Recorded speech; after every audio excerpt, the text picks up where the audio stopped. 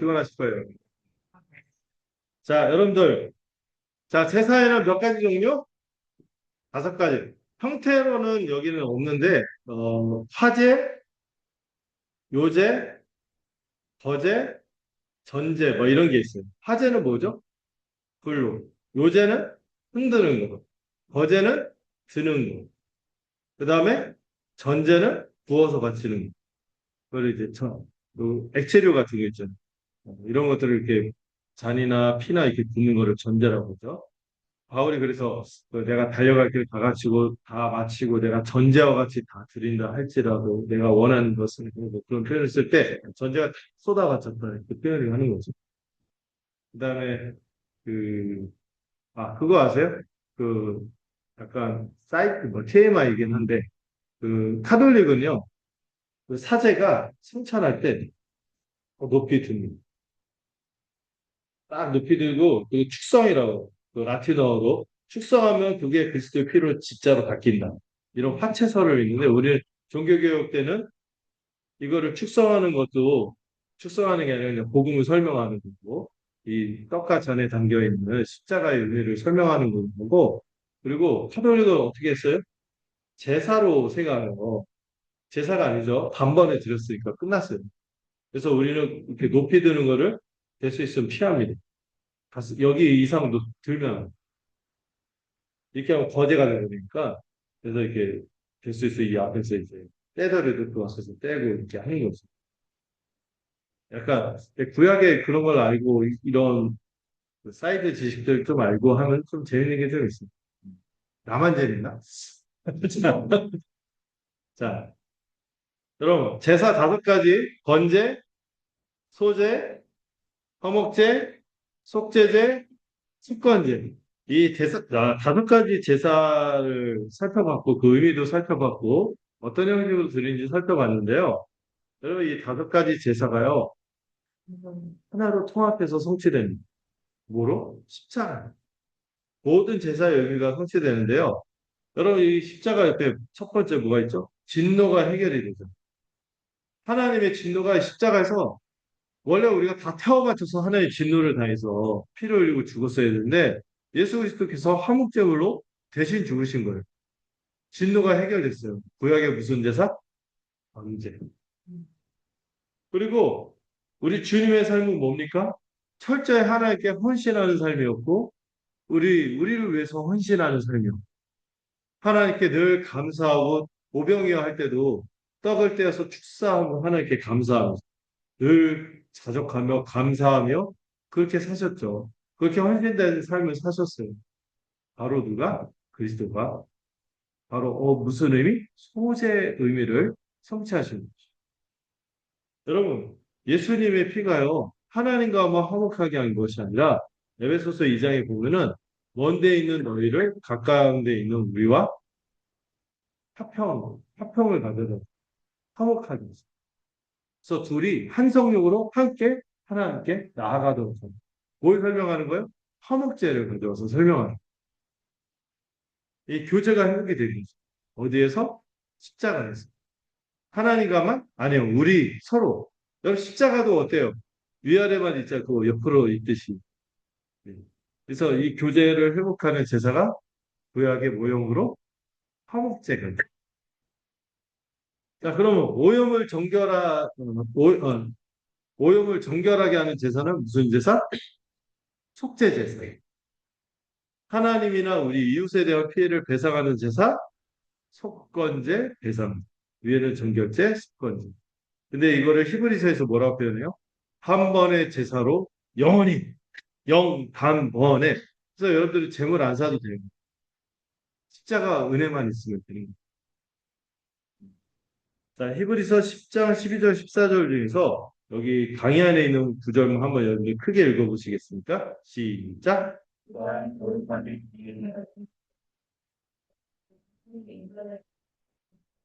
아멘. 여러분, 근데 매일 이렇게 뭐 재물 들고 안 해도 된다는 거예요. 언제 끝났어요?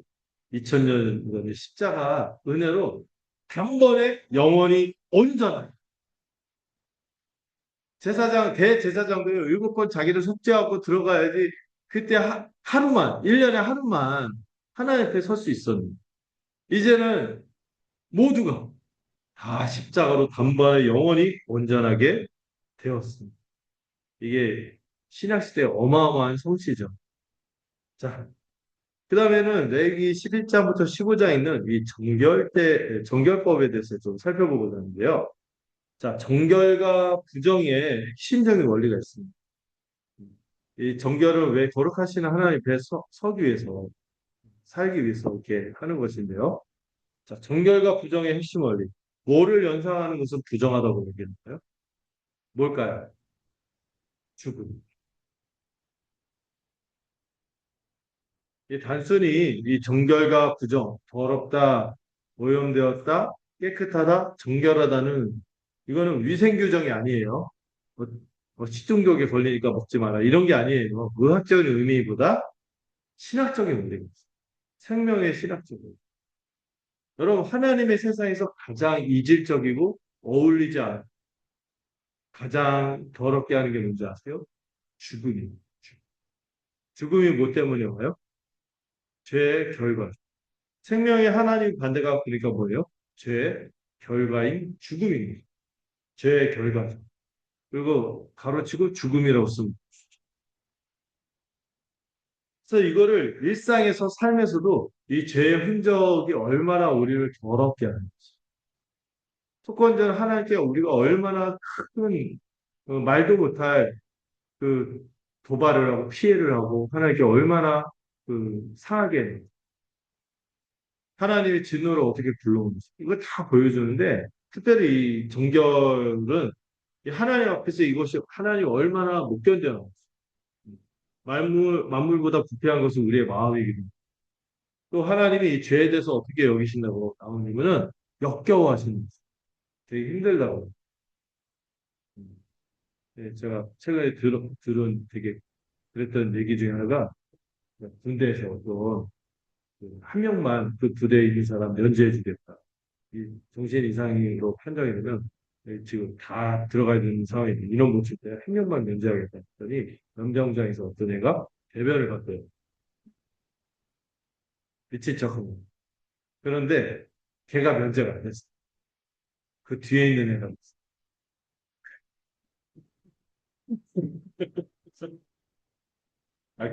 쪽프겠죠. 세상에 말로 할 수 없는 더러운 제가 이 더러움이 뭔지를 연상하기 위해서 약간 생각도 하기 싫은 그 사람이 면제가 된 거예요. 띠는 누구 위에 뭐가 있다고, 나는 누가 있다고. 그런데, 제가 웃으면서 얘기했죠. 제 결과, 크게 했죠. 하나님 앞에서 그렇게 끔찍한 거. 죽음, 부패, 그리고 피는 어디 있어야지 정상이야? 몸 안에 있어야지 정상인데 피가 나오는 것이 피 흘리면 이제 생명이 모든 육체의 피는 생명이 있습니다. 여러분 성경 말씀도 있거든요. 생명이 바깥으로 나가는 것 때문에 이것도 곧바로 뭐를 연상? 죽음을 연상. 그래서 여성들이 특별히 차별적으로 얘기해 보면은 여성이 차별적으로 남자보다 더 더럽다 이런 얘기가 아니라 여성들은 주기적으로 이 생리를 하니까 이게 이몸 안에 있는 생명이 바깥으로 나가는 순간 이 죽음에 노출된다. 이걸 연상해서 여성 차별적인 기준이 아니라 뭐예요? 이 어떤 신학적 원리가 있어요. 그래서 남자도 그, 그 뭐죠? 유출이라고 하는데 그 몽정 같은 이렇게 했을 때도 그것도 똑같이 생명이 바깥으로 나가는 거니까 체액이 나가는 걸로 봐서 이렇게 부정하게 보는 거예요. 어쨌든 이 질병들은 생명의 창조주 세계에서 어떤 상태? 알버노 비정상 상태로 분류가 됩니다. 정상은 뭐예요? 생명이 정상적인 하나님의 생명이 충만한 상태가 정상이고 이걸 벗어나면은 비정상 상태로 분류가 돼서 그거를 오염됐다, 부정하다 이렇게 보는 거죠. 그러니까 여기서 동물을 나누는 것도요. 그 당시 문화권에서 봤을 때 죽음을 떠올리게 하거나 까마귀 같은 독수리 같은 시체를 먹고 하니까 그런 것도 있고 또 어떤 것들은 일반적인 동물의 범죄에서 이해할 수 없는 뭐 지느러미가 없다든지 뭐 이런 것들 있잖아요. 우리는 와 스태미나에 좋다 이렇게 좋아하지만 일반적인 범죄에서 봤을 때 벗어나는 것은 비정상. 그래서 정결, 부정은 정상과 비정상으로 좀 나눴던 그 당시 문화권의 기준이죠. 지금은 그런 게 의미가 있어요, 없어요? 베드로를 항상 기억나시죠? 내가 깨끗하다 한 것을 너는 습되다 하지 말지. 그런 게 이제 더러운 게 아니란 거, 아닌 거예요. 신학적 의미를 더 분명히 드러냈죠. 그런 겉에 있는 것들이 우리를 더럽게 하지 않고 무엇이 우리를 더럽게 하냐면은 우리 마음이, 우리가 이미 죄인이라서 더럽다는 것을. 우리 마음이 죄와 사망으로 사망의 냄새를 풍기기 때문에 더럽다는 것을 알려주시고. 그러니까 대부분 이 정결제가 오늘날 우리에게 의미를 주는 것은 신학적 의미만 있어요. 그래서 우리도요, 죄나 죽음과 관련된 것을 피하려고 했습니다. 그래서 뭐 여러분들 건강에 신경 써라 하는 것도 주님이 주신 몸이니까. 근데 이거에 너무 매여서 막, 막 정말 더 달려들어야 되고 헌신해야 되고 막 이렇게 하는 건 좀 안 어울리죠. 음. 그런데 어쨌든 이 죄를 연상하는 것들은 비정상, 죄의 결과에서 부정이 됩니다. 곰팡이도 그렇고 집도 뭐 곰팡이로 이제 곰팡이가 되면 집을 또 무너뜨리거나 뭐 이렇게 하는 분류법이 쭉 나와요. 그 기준이 뭐다? 정결과 부정의 기준은 죄와 그 사망, 그 정상이냐 비정상이냐. 그리고 어떤 동물들을 나누고는 그냥 그 사회적 통념상 원래 초식동물 뭐예요? 풀을 먹고 되새김질해요. 되새김질 안 하면은 이상해. 그래서 비정상으로 해서 부정하게 되고 뭐 굽이 몇 개다 뭐 이런 것들도 그게 뭐 특별히 더 그래서 그런 것이 아니라 그런 그 당시 문화 관념에서 어떻게 살려고 질서 있고 조화롭고 정상적인 죄를 멀리하는 삶을 살 수 있는 두신 기준이 좀 어느 정도 이해가 되겠죠. 왜 이렇게 하셨는지. 자, 그래서 뭐 히브리어로 가장 거룩한 것을 코데시라고 하고요. 정결한 것이 중간에 타워를, 끝에 가장 부정한 것이 3단계로 되어 있어요. 정결한 것은 하나님께 제사하고 이런 의식을 통해서 정결법을 통해서 거룩해질 수 있어요. 거룩한 것으로 볼 수 있어요. 그래서 이 거룩한 근데 그 자체로 거룩한 게 있죠. 성막이라든지 제사장이 아예 구별됐어요. 근데 일반적인 그래서 여러분들 그 지성소가 있고 성소가 있고 뜰이 있고 진중이 있잖아요. 거기까지는 정결해. 죄는 항상 밖에서. 그런데 부정한 것은 뭐예요? 어떤 음식이 그 문제가 있다든지 피부병이라든지 시체 접촉이라든지 다 이제 죽음과 관련된 거고 죄의 영향을 받은 거로 봐서 거룩해질 수 없다고 합니다. 이런 것들은 이제 끊어내거나 진 바깥으로 태워서 바치고 없애거나 아니면은 그 정결하게 하는 그 의식을 통하여 이렇게 정결하게 했죠. 자, 그런데 이렇게 이런 기준으로 있다가 1년에 한 번 이 용키프르라는 말 들어보셨는데 히브리 이 이스라엘 사람들에게 되게 지금도 지키는 명절이죠. 대속죄일이 있어요. 이 대속죄일을 저는 어떤 날로 비유를 들었죠? 기억나시나요? 대청소에 연중 대청소에 예, 왜 대청소냐면 오염이 어디까지 들어오는 날? 원래 죄가 이스라엘 진영 자체가 하나님이 거룩하게 구별해서 정결하게 한 상태인데 죄가 자꾸 막 들어오잖아. 죄가 들어와서 이스라엘 진영을 더럽게 하고 제사를 통해 해결했는데도 이 죄가 계속 이렇게 막 영향을 끼쳐서 들어와. 어디까지? 입구로 들어와서 성소로 들어와서 지성소까지 1년쯤 되면 미쳐지기 때문에 그러면 이때 이제 연중 대청소를 하는 거예요. 이게 대속죄일의 개념입니다. 그래서 이스라엘의 가장 엄숙한 날, 정결법의 절정이기도 하고요. 1년에 단 하루 허락된 날인데 유대력으로 7월 10일이죠. 그래서 대제사장만 딱 한 사람, 거룩한 장소에 가장 거룩하게 여기는 시간에 가장 거룩하게 여겨지는 딱 한 사람 대제사장만 이 지성소로 들어갑니다. 결정적 장면이 빈칸, 지성소 출입. 이 기본적으로 이 지성소는요, 안에 들어가면 뭐가 보여요? 아무것도 안 보여요. 캄캄해. 그 앞에 있는 분향단의 향연이요. 이 속죄소의 입구도 그래요. 휘장도 그리지. 잘못 들어가면 어떻게 돼요? 죽음을 면치 못하는 이 거룩함의 극치가 지성소입니다. 그래서 방울 달고 들어갔다는 얘기가 소리 안 나면 부정 저감돼 있어서 회개하지 않고 문제가 있어서 된 거죠. 그만큼 철저하게 가려진 것이. 핵심 성경 구절을 보면은 레위기 16장 12절 13절 특히 13절만 여기 인용했는데 향을 불살라 향연으로 증거계 위 속죄소를 가리게 할지니 그리하면 하나가 잘못 들었어요 글자가 그리하면 그가 죽지 아니야. 왜냐하면 죄인이 바로 이 속죄소에 노체울될 수가 없어요.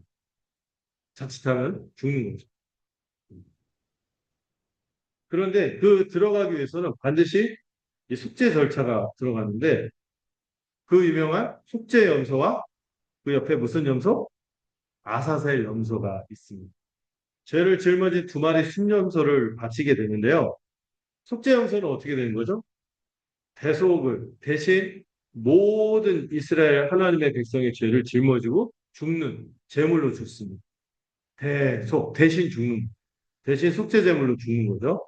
그리고 그 피를 어떻게 해요? 양동이에 담아다가 들어가서 속죄소 그 법제 그 언약궤 뚜껑 있죠.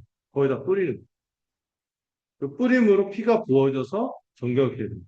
죄의 형벌이 완전히 해결됩니다.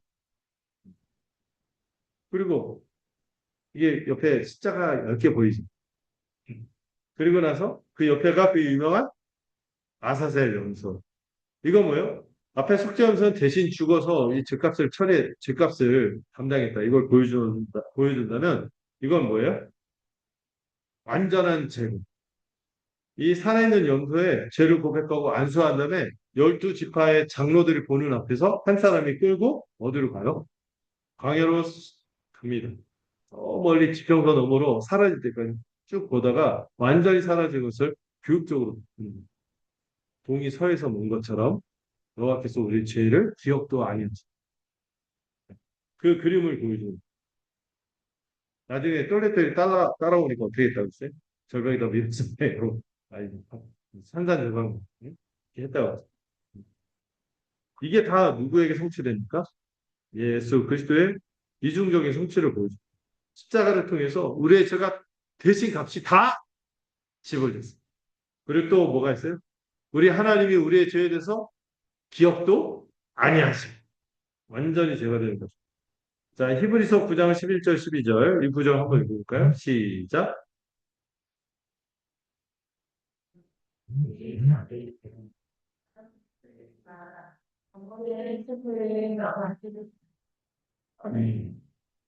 오직 자기의 피로 영원한 속죄를 이루사 단번에 성소에 들어가셨습니다. 자, 이렇게 해서 이제 제사법 다뤘고 정결법까지 다뤘고요. 이제 세 번째 이 거룩법에 대해서 좀 살펴보고자 합니다. 레위기 17장부터 아마 끝까지가 이 거룩에 관한 법인데요. 실제로 거룩한 삶은 무엇인가를 보여주는 법이죠. 레위기 19장이 말하는 진정한 거룩을 우리가 생각해야 돼요. 여러분 흔한 이 거룩에 대한 오해가 거룩이란 말이 물론 구별됨인데 어디에서 구별됨이 나타날까에 대해서 고민이 필요한 거죠. 근데 보통 이 거룩을 그 종교적인 의식으로 연결할 때가 세상과 단절되어서 종교적 수행을 하는. 그래서 절들은 다 어디가 있어? 산에 앉아 이런 데 짓고 있죠. 그리고 수도사들 막 이게 수도원 이렇게 하는 것들도 다 어디 있어요? 산꼭대기 이런 데 구별돼서 있죠. 이게 거룩이라고 생각하는 거는 세상적인 착각이에요. 옆에 여러분 어떤 기둥 위에 사람이 이렇게 있죠. 실제로 중세에 있었던 사람, 이런 사람들을 기둥 주자에다가 윗산자 써서 주상성자라는 사람이 있어요.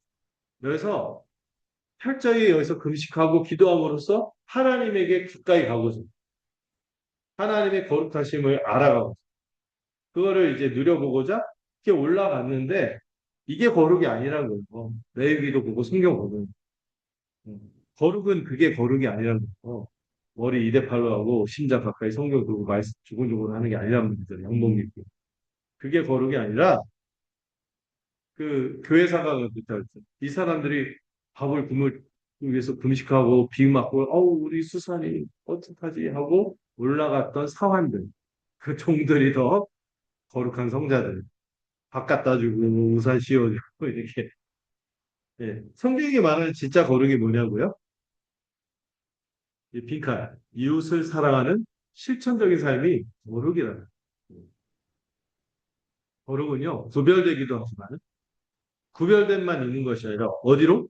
세상 속으로 흘러 들어가는 거룩이죠. 하나님의 거룩은요 세상을 등지는 것이 아니라 세상 속에서 무엇을 실천하는 것? 하나님의 사랑을 실천하는 것입니다. 여러분, 이거를 실천하신 완전히 그 자체, 화신이 누구예요? 예수님이에요. 예수님이 누구에게 다가갔어요? 세리, 죄인, 창녀들에게 다가와서 그들을 거룩한 백성으로 삼으시고 거룩하게 만드셨습니다. 그들을 사랑함으로 돌이키게 하고 누구를 늘 가까이 하셨어요? 어린이들. 세상은 이 거룩의 범죄에 놓지도 않았던 어린아이들을 기뻐하시고 바리새인 이런 사람들은 내가 괜찮다 이렇게 생각하는 사람들은 나는 종교적 의식이 하니까 괜찮다 하는 사람들은 오히려 그 나라에서 멀어졌어요. 주님의 이 사랑에 이 공동체에 들어가고 거기 마음을 연 사람들이 이 거룩한 하나님의 나라를 누릴 수 있었던 것이죠. 음. 자, 이거는 이 거룩함이 실제로 어떻게 드러나는가? 표 같은 거 강의 안에 나와 있는데 이 PPT를 보실까요? 한 6가지 분야가 있는 것 같아요. 여기 5가지 범주로 이렇게 정리했는데, 첫 번째, 사회복지의 내용이 있어요. 놀라워요. 오늘날 복지 국가가 된다 하는데도 복지가 잘 안 이루어지는데, 3,500년, 무려 3,500년전에 이 법이 있었어요. 공정, 경제, 정의. 요즘에 경제, 민주화 이런 얘기 많이 나오잖아요. 근데 이거가 3,500년 전에 이 성경에 있어요. 그 다음에 장애인, 약자 배려. 여러분, 오늘날도 뭐 인권 차별화, 그뭐 차별 금지하고 인권을 어떻게 한다 하는데 장애인들이 그 떳떳하게 다닐 수 있는, 어? 또 무슨 모 당의 젊은 애 같은 경우는 뭐 지하철 이렇게 장애인들 나오는 것 자체도 그거를 막 신랄하게 조롱하고 막 이렇게 하는 세상이죠, 지금도. 그런데 장애인과 약자를 배려하는 것이 성경에 있어요. 공정한 재판. 오늘날 이 재판 제도 가지고 얼마나 지금 무슨 보안수단이 뭐냐 무슨 벌어졌으니까 요즘 또 어떤 사건이 일어나서 이슈가 되는데 공정한 재판에 대해서는 얼마나 철저하게 얘기한 외국인, 이민자, 포용 이거는 선진국가도요. 이거 골머리 쌌잖아요. 근데 성경은 이 부분까지도 얘기를 해요.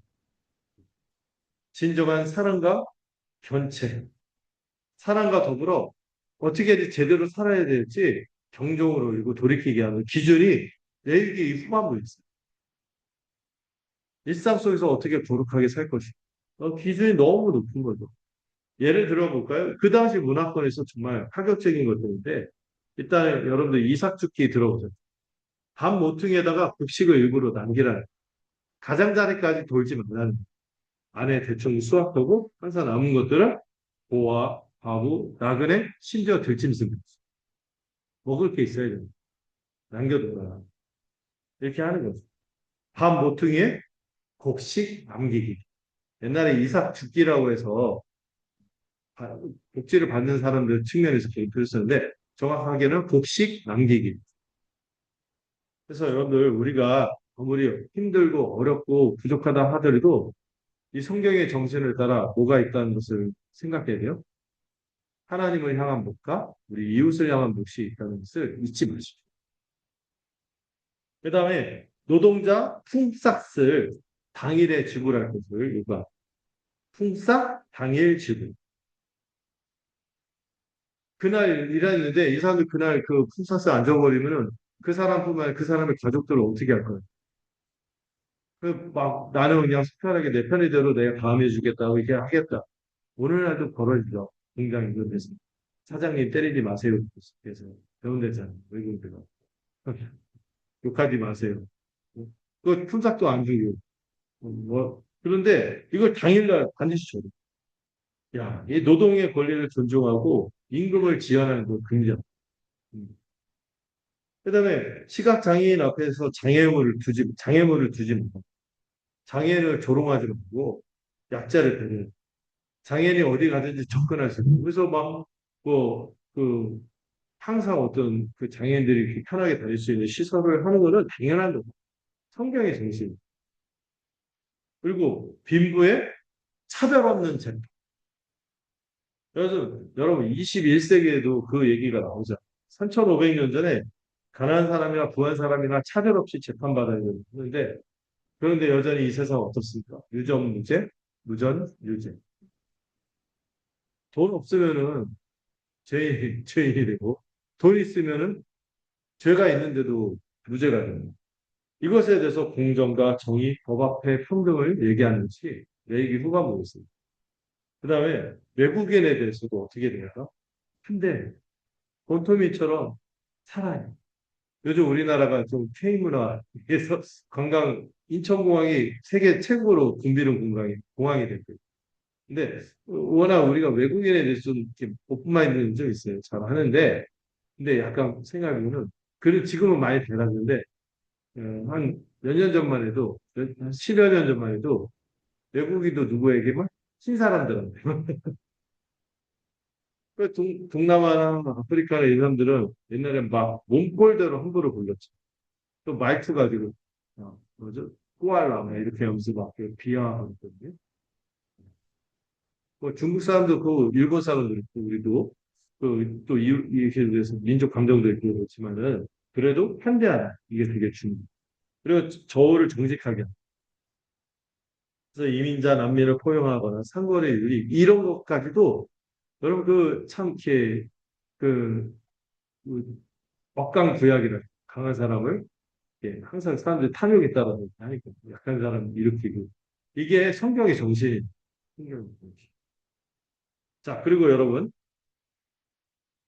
다섯 가지 제사와 여러 가지 이 거룩에 관한 법 중에서 끄트머리에 제시되는 게 있습니다. 일곱 가지 큰 절기를 매년 연습하도록 했습니다. 이거 뭐냐면 구원을 늘 기억하고 잔치로서 몸에 새기도록 죄송합니다. 몸에 새기도록 하는 잔치. 그래서 이 절기의 두 가지 특징이 있어요. 하나는 기억, 하나는 잔치. 기억, 누림. 기억과 잔치를 누립니다. 여러분 하나님을 여호와를 기뻐하는 것이 너희의 힘이니라. 그래서 느헤미야가 수문학 경쟁에서 부흥이 일어났을 때 그 얘기를 하거든요. 여호와를 기뻐하는 것이 너희의 힘이니. 하나님을 기뻐하는 것으로 원동력으로 삼아서 이 삶의 활력을 찾고 힘을 얻도록 이 절기를 하는 거죠. 여러분 우리가 수련회 가는 것도 이 정신 다시 은혜를 기억하고 되살리고 지금 재현하고 더 앞으로 주어질 걸 소망하면서 그것을 막연히 관념적으로 두지 않고 생생하게 잔치를 누리고 살아내는 거죠. 이 절기. 6월절부터 안식일까지가 있는데 첫 번째 6월절. 이날이 건국절이니까 1월 있죠. 그래서 이 무교절, 6월절과 무교절이 같이 있고 어린 양의 피로 구원을 받았을 뿐만 아니라 누룩 없는 거룩한 삶을 추구하라는 것을 기념하는 절기죠. 두 번째는 초실절인데 초실이 뭐예요? 첫 열매. 아마 이때 추수가 수확이 되면서 첫 열매를 맺었던 것 같아요. 근데 이때가 초실절이고 이때로부터 50일 지나서 칠칠절, 칠칠이 49니까 이거를 다른 말로 오순절. 초실절이 있고 초실절이 있어요. 첫 번째는 보리 추수고 두 번째는 미래 추수가 될 때. 그때로부터 50일 지나면은 미리 추수가 되는 거 감사하고 율법을 이때쯤 받았다고. 77절. 출애굽하고 이때쯤 50일쯤 받았다고 해서 이때 율법 수요에 대한 거 오순절을 그렇게 여기게 됩니다. 초실절과 50일 뒤에 뭐가? 7절절 오순절이 있는 거고요. 그 다음에 초막절이 있어요. 뭐를 생각하는 거죠? 광야 생활을 기억합니다. 그래서 여러분 캠핑 가면 즐겁잖아요. 근데 캠핑 가면서 옛날에 말이다 우리가 이렇게 고생을 했었었대. 근데 그때 하나님이 돌봐주셨어. 이걸 나누면서 이렇게 은혜를 나누는 초막절이 있어요. 그리고 어 이건 가을쯤 있었다고 하고요. 안식일은 언제? 매주. 창조와 구원의 은혜를 누리면서 쉼과 누림이 있는 날이 안식일이죠. 출애굽기는요, 창조를 기념하면서 안식을 하는 맥락에서 안식일을 지키라고 하고, 신명기에서 다시 안식일을 얘기하시거든요. 이 신명기는 뭐에 대해서 그들을 출애굽해서 구원하신 것에 대한 감사의 의미, 그 안에서 안식을 누리라는 의미로 각각 주어집니다. 창조는 출애굽기에 소개된 그 안식일 주는 의미를 창조하고 연결하고요. 출애굽기에서는 신명기에서는 무엇과 구원, 출애굽의 구원, 신명기에서는 그거를 기념하라면서 이 안식일을 각각 창조와 구원을 가져다 준 안식을 설명하면서 안식을 이렇게 누리도록 한 거죠. 그 다음에 4번이 나중에 나와 있는데 제가 사실 이 3번과 4번이 좀 바뀌는 게 좋겠죠. 네, 시계 방향을 하다 보니까 그런데 자, 나팔절 이건 7월인데요. 대속죄일 이때가 나팔절과 대속죄를 따로 봐야 되는데 이 나팔절은 이 새시대를 기념하는 새시대를 시작하는 그런 날이고 그리고 대속죄일은 뭐요? 이때 연중 대청소의 기간. 그래서 대속죄를 해서 전 국민의 죄를 속죄했습니다. 네, 여러분. 이 모든 절기가 신약에서 완성된 거예요. 이 절기의 궁극적인 성취자는 누굽니까? 예수 그리스도. 이 십자가와 부활이 이를 성취했고요. 6월절은 그리스도의 희생으로 초실절이죠. 첫 열매잖아요. 예수님이 뭐가 되셨죠? 부활의 첫 열매를 했어요. 그 다음에 무엇과 더불어 교회가 탄생했을까요? 오순절에 성령 강림. 성령 강림과 더불어 교회가 탄생인데 이 오순절의 성취죠. 성령 강림으로 교회가 탄생했고 여러분 이 77절 오순절에 이 출애굽한 백성이 이때 시내산에 뭘 받았죠? 율법을 받았잖아요. 이제는 새 언약 백성 우리는 오순절에 성령을 받았어요. 이것도 참 대조가 되죠. 그리고 영원한 하나님 나라를 상징하는 이 절기들 나팔절과 대속죄는 뭐예요? 성도가 부활하고 영원한 속죄가 이루어졌어요. 그리고 초막절 안식일 초막절 광야에서 함께 하신 하나님을 기념하면서 임마누엘을 누렸잖아요. 그리고 종국적으로 우리가 영원한 안식을 어디서 누릴까요? 어, 이 재림 때 나팔절 천사들이 나팔 불 때 막 재림이 일어난다는 거예요. 그래서 이 나팔절하고 이게 재림하고 연결이. 자, 5번 안식년과 희년이 있어요.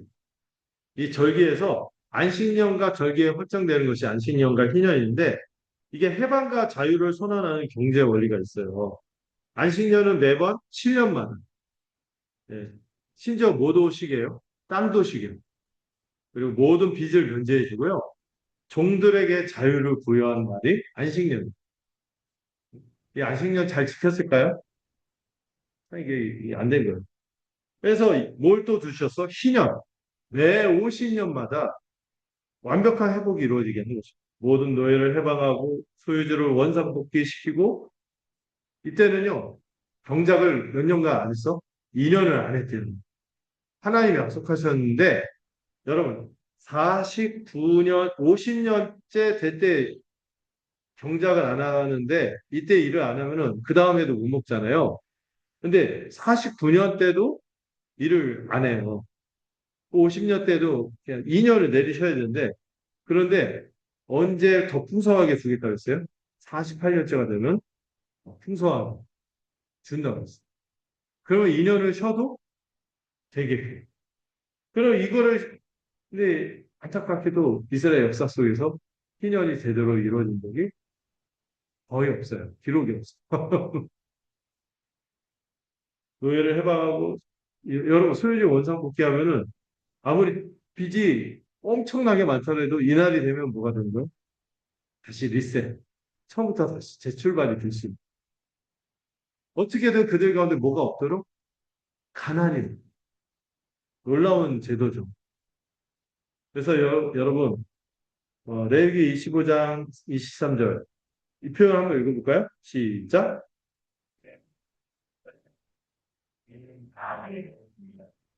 이 땅은 누구의 것이에요? 하나님의 것이에요. 네, 그래서 토지 공개념이라고.